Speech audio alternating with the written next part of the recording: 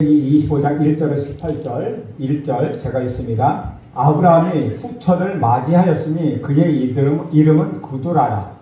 그가 시므람과 욕산과 모압과 미디안과 이스박과 수아를 낳고 욕산은 스바와 드단을 낳았으며 느단의 자손은 아수르 족속과 누두시 족속과 르음미 족속이며 미디안의 아들은 네바, 에벨과 하녹과 아비다와 에가인이 다 구드라의 자손이었더라.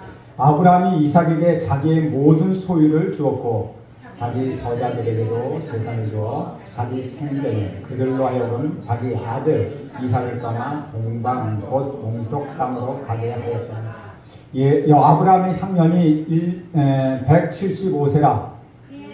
아들이고 기운이 다하여 주고 자기 열조로 돌아가니 그의 아들들이 이삭과 이스마엘이 그를 마므레 앞 헷족속의 소알의 아들 에브론의 밭에 있는 막벨라굴의 장사였으니 그것은 아브라함의 목손에서 산 밭이라. 아브라함과 그의 아내 사라가 거기 장사되었다. 아브라함이 죽은 후에 하나님이 그의 아들 이삭에게 복을 주셨고 이삭은 부엘라 헤로이 근처에 거주하였더라.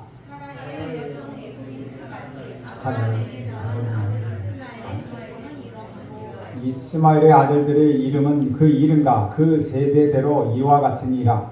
이스마엘의 장자 느바요스요 그 다음은 게달과 아수엘과 밉삼이라.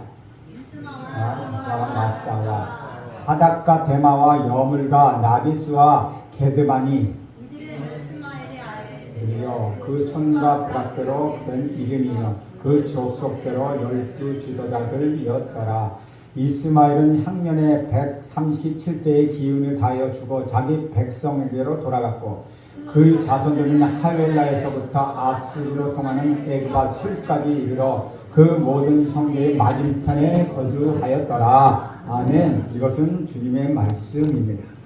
그동안 우리는 아브라함에 대해서 공부해 왔습니다.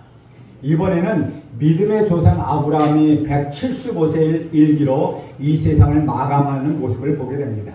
죽음에도 의미가 있습니다. 어떻게 사느냐보다 더 중요한 것은 어떻게 죽느냐라고 얘기하고 있습니다.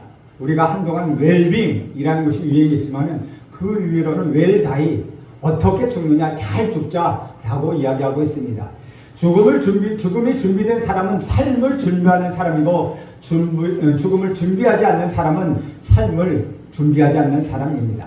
죽음을 의식하는 사람의 삶은 아주 가치가 있고 의미 있게 사용하기 때문이라는 것이죠. 아브라함은 갈대아 우르에서 태어났고 75세가 될 때까지 하란에서 살았습니다. 그런데 어느 날 하나님의 음성이 그에게 들렸고 그는 하나님을 만났습니다. 이 사건은 아브라함의 인생에서 대전환점을 가져왔습니다. 누구든지 하나님을 만나면은 그 인생이 변하게 되어 있습니다. 하나님을 만났다고 하면서도 그들의 삶이 변하지 않았다면 그 사람은 정말로 하나님을 만난 것이 아닙니다. 하나님은 아브라함에게 찾아오셔서 너는 너의 고향과 친척과 아버지 집을 떠나 내가 네게 보여줄 땅으로 가라 라고 말씀하십니다. 그는 이 말씀에 따라 사랑하는 아내와 가족을 데리고 믿음의 여행을 시작했습니다. 그런데 첫 번째 25년 동안 그는 성숙하지 못한 믿음 때문에 스스로의 의지와 스스로의 방법으로 하나님을 섬기려 했지만 결국은 실패와 좌절을 겪고 말았습니다. 그러나 그는 세월이 흐르면서 위로부터 주시는 하나님의 능력을 경험하게 됩니다. 여기서 배우는 것은 예수를 믿고 구원받는 것은 단 1초밖에 안 걸리는 짧은 시간이지만 지금 여러분이 예수를 믿으면 하나님의 자녀가 되리라는 것입니다. 그러나 우리의 구주 예수 그리스도를 닮아가는 그 과정은 한평생 걸린다는 것이죠. 드디어 아브라함은 수많은 우여곡절 끝에 그의 나이 100세 믿음의 삶을 시작한 지 25년이 지나서 성숙한 믿음의 단계에 접어들었습니다. 잉태하기에 불가능한 나이에 약속의 아들, 약속의 자녀 이삭을 가지게 된 사건을 통하여 아브라함은 그의 생활과 그의 사고방식에서 일생일 때의 변환점이 찾아왔다는 것이죠. 그 이후에 아브라함의 부부는 평안한 삶에 살게 되었다는 것이죠. 이삭의 나이 37세 때 아브라함의 아내 사라가 죽고 혼자 남은 아브라함은 이삭과 리브가를 결혼시켰습니다. 그리고도 아브라함은 35년을 더 살았습니다. 그런데 오늘 25장 1절에 보면 아브라함이 죽기 전에 있었던 일 한 가지를 소개합니다. 그것은 아브라함이 후처를 얻어 아들 6을 낳았다는 사건입니다. 1절부터 4절에 보면 이렇게 기록합니다. 아브라함이 후처를 맞이하였으니 그의 이름을 그두라라. 그가 시물람과 욕삼과 무닷과 미드안과 이스박과 수아를 낳고 욕삼과 스바와 드단을 낳았으며 드단의 자손은 아수르 족속과 누두시 족속과 룸미 족속이며 미디안의 아들은 에바와 에발과 에녹과 아베다 엘다인이 다 그둘라의 자손이었더라 라고 기록하고 있습니다. 후처의 이름은 무엇입니까? 그두라였습니다. 자손이 3대까지 소개하고 있지만 그녀에 대한 정보는 성경에서 거의 찾아볼 수가 없습니다. 단지 역대상 1장 32절에 아브라함의 자손을 소개하면서 그두라는 6명의 자녀가 있었다고 소개합니다. 창세기에서는 그두라를 후처라고 말하고 있지만은 역대상에서는 소실, 즉 첩이라고 말하고 있다는 것이죠. 사라의 생전에 맞이한 첩일 가능성은 높지만 그녀의 사후에 결혼했을 가능성도 있었다는 것이죠. 여기에 주목할 점은 후처를 얻은 아들을 낳은 사건이 하나님께서 허락하신 일이며 그 자녀를 통하여서 열방이 만들어지게 되고 아브라함이 열방의 조상이 되는 성령의 예언이 응답되었다는 것입니다. 창세기 17장 5절에 보면 이후에는 내 이름을 아브람이라 하지 아니하고 아브라함이라 하리니 이는 내가 너를 여러 민족의 아버지가 되게 하려 함이라고 우리 하나님은 말씀하셨습니다. 그두라의 자손들은 열방의 조상이 되었고 결국은 아브라함은 열방의 아버지가 된 것입니다. 하나님은 아브라함을 노년까지 사용하셔서 아브라함의 뜻을 이루시는 것을 우리는 여기서 보게 된다는 것이죠. 그러나 하갈을 통해서 이스마엘을 낳은 사건은 아브라함이 하나님의 불신으로 인하여 생긴 사건이었습니다. 그래서 하갈이 이스마엘을 낳아서 사는 동안에 아브라함은 하나님과 많이 멀어져 있었다는 것이죠. 어떤 사건이든 간에 하나님과의 관계가 멀어지는 사건이 있고 반대로 하나님과 가까워지는 사건이 있는데 이스마엘은 하나님과 멀어지는 사건이었고 그들을 통한 자녀들은 하나님과 가까워지는 사건들이었다는 것이죠. 5절 6절 저와 여러분 함께 있습니다. 시작. 아브라함이 이삭에게 자기 모든 소유를 주었고 자기 서자들에게도 재산을 주어 자기 생전에 그들로 하여금 자기 아들 이삭을 떠나 동방곳 동쪽 땅으로 가게 하였더라 라고 말하고 있습니다. 여기서 좀 놀라운 사건 하나를 발견합니다. 5절에 보면 아브라함은 자기 모든 재산을 이삭에게 주었다고 말하고 있습니다. 아브라함은 당대의 거부였습니다. 창세기를 보면 이 점을 묘사하는 부분이 여러 곳에서 등장합니다.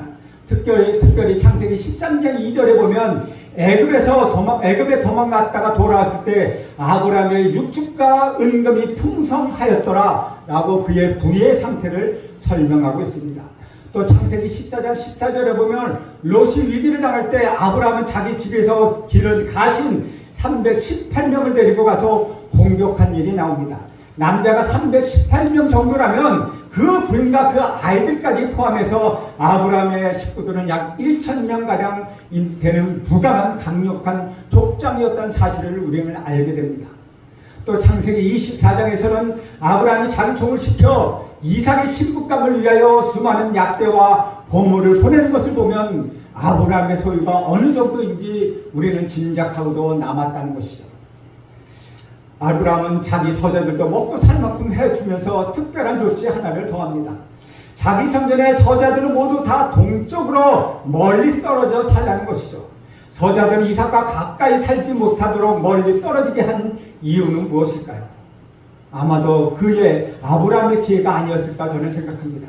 배다른 성적끼리 산다는 것 쉬운 일이 아니었기 때문에 이렇게 합리적으로 해결했다는 것이죠. 멀리 떨어져 살게 해서 사소한 다툼이 일어나지 않도록 미리 예방하였다는 것입니다. 또 한 가지 영적인 이유는 약속의 자녀가 세상적인 사람들에 의하여 영향력을 받지 않도록 보호해주기 위한 의미도 있다는 것입니다.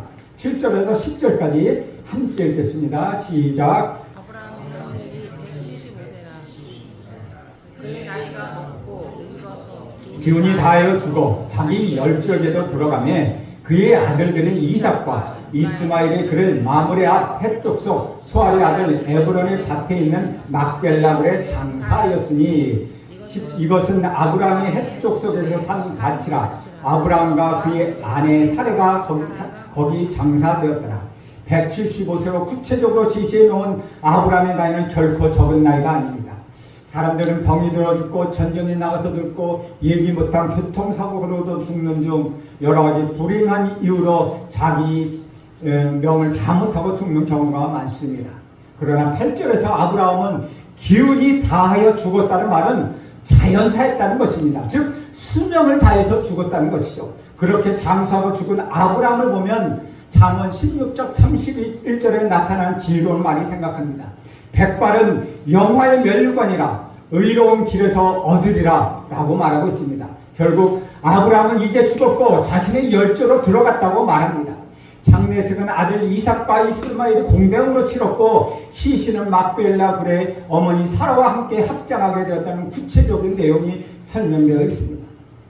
그런데 우리가 지금 조금 더 생각해 보아야 말은 자기 열조로 돌아갔다라는 것입니다.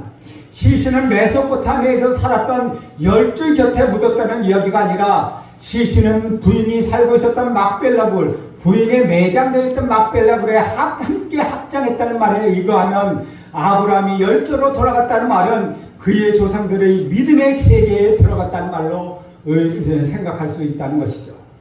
우리가 한평생 이 세상에 살면 내 죽음이 어떤 특별한 의미가 있는가라는 의문이 생긴다는 것이죠. 아브라함의 경우는 그의 죽음에는 독특한 의미가 있었습니다. 그는 믿음을 가지면서도 놀라운 환상과 약속과 축복을 받았습니다. 그의 축복과 약속과 환상을 아들 이삭에게 넘겨주고 아브라함은 자기 조상의 믿음의 반열로 들어가고 만 것입니다. 창세기 15장 15절에 아브라함에 대한 예언이 있습니다. 너는 장수하다가 평안히 조상에게로 돌아가 장사될 것이오 라고 말씀하고 있다는 것이죠. 성경에 보면 하나의 사건도 그냥 이루어진 것이 하나도 없습니다. 그는 예언대로 열국의 아버지가 되었고 큰 민족을 이루었으며 그의 이름 또한 창대하게 되었습니다. 이스라엘 사람들에게서도 다 그는 믿음의 조상이라고 불리는 사람입니다. 그리고 복이 되리라는 말도 성취되었다는 것이죠. 아브라함 사라가 이미 장사되었던 곳 막벨라굴에 장사되었습니다. 아브라함은 그곳에서 마침표를 찍었습니다. 우리 모두는 아브라함처럼 하나님께서 정하신 수명을 누리고 언젠가는 이 땅을 떠나게 될 것입니다. 하지만 그것으로 끝나는 것이 아닙니다. 한 사람의 인생은 죽음으로 끝나지만 하나님의 계획은 그 죽음으로 끝나지 않는다는 것이죠. 그 모든 것이 하나님의 계획 가운데 있고 하나님은 여전히 일하고 계시다는 것입니다. 11절 말씀 함께 읽겠습니다. 시작. 아브라함이 죽은 후에 하나님이 그의 아들 이삭에게 복을 주셨고 이삭은 브엘라헤로의 근처에 거주하였다. 아브라함에게 복을 주셨던 하나님이 이삭에게도 복을 주셨다는 것이죠. 마치 이어달리기 경주를 하듯이 바톤이 다른 선수에게 넘겨가듯이 하나님의 축복이 다음 세대인 이삭에게 이어졌고 아브라함의 하나님이 또한 이삭의 하나님이 되셨다는 것이죠. 주인공이었던 아브라함은 떠나갔지만 다음의 주인공인 이삭은 남아있습니다.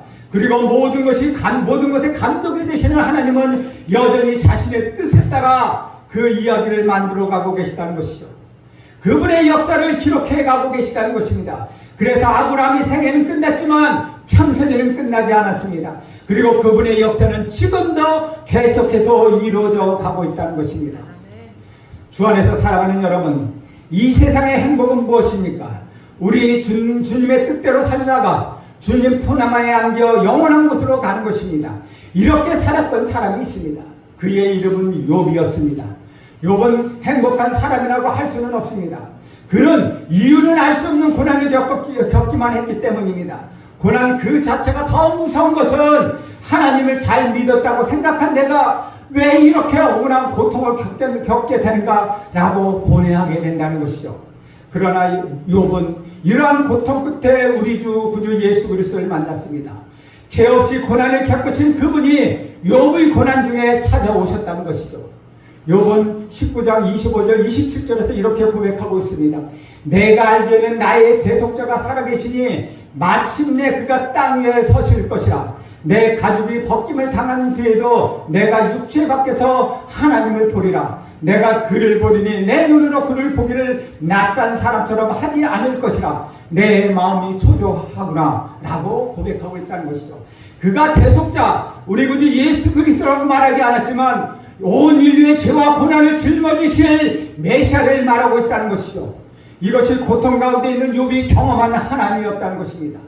하나님은 그에게 우리의 고통을 대신 담당시키셨습니다. 내가 고통을 당하는 것은 당연하지만 왜 하나님이 고통을 겪으셔야 합니까? 하나님은 자신의 죄와 실수 때문에 고통을 당하는 것이 아니라 바로 저와 여러분 인간들의 죄 때문에 그렇게 고통을 당하신다는 것입니다. 아브라함도 욥과 같은 경험을 하였습니다. 하나님께 순종하기 위하여 자기 손으로 아들 이삭을 죽여 번제물로 바치려고 하는 그 고통스러운 순간 하나님은 그를 저지하시고 어린 양을 대신 번제물로 보내주셨습니다. 어린 양은 이삭의 죽음을 대신하였습니다. 이것은 먼 훗날 어린 양으로 오신 우리 구주 예수 그리스도께서 십자가에서 피 흘려 돌아가시는 것과 연관이 되어 있다는 것이죠. 하나님의 사람들은 욥이 경험한 것과 같은 환상을 보며 구원자가 되시는 하나님을 만나는 것입니다. 그 예로 예수님이 십자가에 돌아가실 때 옆에 있었던 한 강도를 말할 수 있습니다. 그때 두 강도가 있었습니다. 한 강도는 예수를 저주했지만 또 한 사람은 예수를 보고 그가 하나님의 아들이요 구원자라는 사실을 죽음을 얼마 남기지 않은 그 순간 알게 되었습니다. 그리고 메시아에게 강도는 이렇게 부탁합니다. 예수여, 당신의 나라가 임할 때 나를 생각하소서. 그리고 우리 예수님은 십자가 위에서 그에게 이렇게 대답하십니다. 내가 진실로 네게 이르노니 오늘 네가 나와 함께 낙원에 있으리라. 이 얼마나 위대한 순간입니까? 강도의 마음속에는 절망밖에 없었습니다. 그러나 무섭고 놀라운 시간이 아니었겠습니까? 얼마나 그는 두렵고 놀라운 고통의 시간이겠습니까? 그러나 바로 그 순간에 그는 메시아를 만났던 것입니다. 이 강도는 그 순간부터 그에게 천국이 임하기 시작했고 그의 죽음과 고통은 두렵지 않게 되었습니다. 그 마음속에 예수와 함께 하늘나라로 가는 환상으로 인하여 믿음과 기쁨이 가득했다는 것입니다. 아브라함에게도 바로 그런 것들이 있었습니다. 마가복음 16장 17, 18절에 보면 이렇게 기록하고 있습니다. 믿는 자에게는 이런 표적이 따르리니 곧 그들이 내 이름은 귀신을 쫓아내며 새 방언을 말하며 뱀을 집어올리며 무슨 독을 마신다 할지라도 해를 받지 아니하며 병든 사람에게 손을 얹은 적 나으리라. 이 말씀이 자기에 들어온 사람은 세상과 실패에 두려워하지 않습니다. 결혼에 실패하거나 장사가 실패하고 사업이 망한다 해도 그것은 중요하지 않습니다. 내가 병들어 죽게 된 것도 그리 중요하지 않습니다. 믿음 있고 하나님이 주신 약속과 환상 안에 내가 있다면 그런 현실적인 것은 그다지 그에게 중요하지 않다는 것입니다. 사도 바울은 십자가에 죽었던 강도가 알게 된 천국의 환상을 본 사람이었습니다. 그래서 그는 감옥에 들어가도 매를 맞아도 억울한 일을 당하도 쫓겨다니기만 해도 하늘 품거나 마음의 상처는 하나도 없었다는 것이죠. 주 안에서 사랑하는 여러분, 믿음을 가진 사람은 고통을 겪어도 상처를 받지 않고 하늘 품지 않습니다. 우리는 세상의 여러 가지 일을 겪으면서 계속 상처를 받았습니다. 우리 마음속에 상처와 분노의 한이 있다는 얘기는 그것이 진짜 믿음이 아닐 수 있다는 것이죠. 누가 여러분을 무시하고 누가 여러분을 멸시한다 해도 섭섭해하지 마십시오. 그것은 커다란 문제가 되지 않습니다. 그럴 때에서 오히려 마음속으로 그 모든 것은 통과라고 말씀하십시오. 그래, 그럴 수도 있는 거지 라고 생각해 보십시오. 사도 바울은 약속과 믿음으로 그렇게 살았습니다. 그는 약속을 붙들고 사는 사람이었습니다. 누군가 그를 슬프게 하는구나, 그를 화나게 할 수가 없고 그의 생각을 바꿀 수도 없었습니다. 이것은 바로 우리에게 주어진 능력이라는 것입니다. 우리는 죽음에 대해서 말하길 꺼려합니다. 그러나 죽음이 곧 다가온다는 사실과 그 능력의 비밀을 우리는 이웃에게 알려야 한다는 것입니다. 여러분, 이런 관점에서 사도 바울이 쓴 바울 서신을 읽으면 감동과 깨달음이 있게 됩니다. 갈라디아서 2장 20절에 이렇게 말씀하고 있습니다. 내가 그리스도와 함께 십자가에 못 박혔나니 그런즉 이제는 내가 산 것이 아니요 오직 내 안에 그리스도께서 사신 것이라. 또 빌립보서 4장 14절에 이렇게 말씀하십니다. 내가 비천에 처할 줄도 알고 풍부에 처할 줄도 아노라. 가난해도 부유해도 상관이 없다는 것입니다. 또 빌립보서 3장 12절 14절에는 그는 이렇게 고백합니다. 내가 이미 얻었다 함도 아니요 온전히 이루었다 함도 아니라 오직 내가 그리스도 예수께 잡힌받은 그것을 잡으려고 달려가노라. 형제들아 나는 아직 내가 잡은 줄로 생각하지 아니하고 오직 한 일 즉 뒤에 있을 것을 잊어버리고 앞에 있는 것을 잡으려고 표대를 향하여 그리스도 예수 안에서 하나님 위에서 부르신 그 부름의 상을 위하여 달려가노라 라고 그는 고백하고 있다는 것입니다. 오직 예수를 쫓아가기 위하여 다른 모든 것은 중요하지 않다라고 그는 지금 말하고 있는 것입니다. 어느 누구도 우리를 절망하게 할 수 없습니다. 어느 누구도 여러분을 슬퍼하게 만들 수 없습니다. 어느 누구도 여러분의 마음을 바꿀 수는 없습니다. 그리스도 예수 안에는 우리 하나님의 사랑에서 어느 누구도 여러분을 끌어낼 수 없다는 것입니다. 저는 여러분에게 이런 믿음이 있기를 간절히 축원드립니다. 11절 말씀 함께 읽겠습니다. 시작. 아브라함이 죽은 후에 아브라함의 그의 아들 이삭에게 복을 주셨고 아브라함은 부엘라 헤로이 근처에 거주하였더라. 아브라함이 죽은 후에 하나님께서는 그 복을 이삭에게 계승시켰습니다. 이것은 매우 중요한 사실입니다. 아브라함은 죽었지만 그에게 주어졌던 복은 없어지지 않았다는 것입니다. 하나님의 약속은 계승되고 또 계승된다는 것입니다.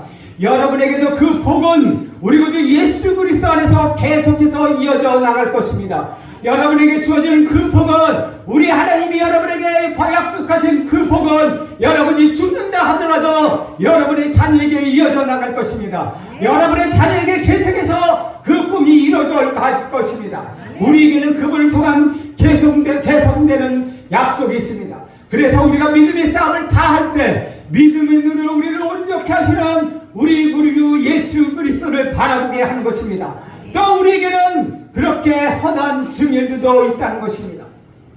그리스도 안에서 축복이 계속되어 있기 때문에 저는 우리 재성교회에서도 오순절날 사전정교회가 계속했던 교회라고 이 재성교회를 생각합니다.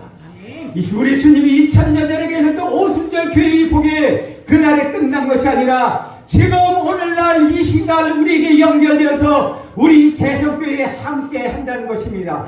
그 교회가 이 재성교회에 일어나게 하옵소서 라고 저는 날마다 기도하고 있습니다.